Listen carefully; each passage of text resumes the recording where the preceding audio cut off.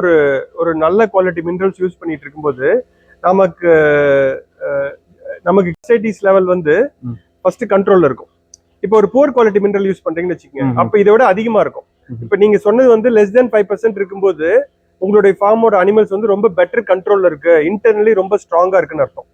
Okay okay. இப்போ நான் use பண்ணல பண்ணா என்ன பர்சன்டேஜ் அதிகமா இருக்கும். ஓகே. இப்போ வந்து ஒரு இது எல்லாமே கண்ட்ரோல்ல வச்சிருக்கீங்க, 0 வந்து 100% பண்ண முடியாது.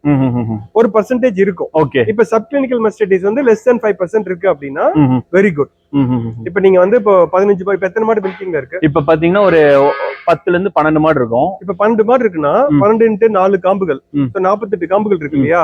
இதுல வந்து 5% வரைக்கும் ஓகே. இந்த லெவலுக்கு அக்செப்டபிள். Okay okay. இப்போ சப்போஸ் நல்ல குவாலிட்டி மினரல்ஸ் யூஸ் பண்ணாம இருந்தீங்கன்னா இந்த பர்சன்டேஜ் அதிகமா இருக்கும். தமிழ்நாடோட லெவல்ஸ் நிறைய இடத்துல 30 to 35%. இப்ப 48 காம்புகள் நீங்க செக் பண்ணீங்கன்னா அதுல 30% தான் அப்ராக்சிமேட்லி ஒரு 12 காம்புகள் வந்து எஃபெக்ட் ஆயிருக்கிறது நார்மலா இருக்கு.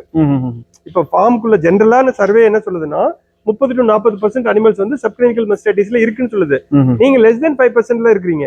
Okay okay. அப்போ உள்ள இருந்து நீங்க அனிமலை ஸ்ட்ராங் பண்ணிருக்கீங்க. ஓகே. இது வந்து ஒரு இந்த ஊறுகாய் வச்சுக்கிற மாதிரி தான், நல்ல ஊறுகாய் சாப்பிடுற மாதிரி தான். Okay okay. சோ இது வந்து நல்ல மினரல் யூஸ் பண்ணாம இருந்தீங்கன்னா இந்த பர்சன்டேஜ் மேபி நீங்களும் நார்மல் மாதிரி தான் ஒரு 30%ல இருந்திருப்பீங்க.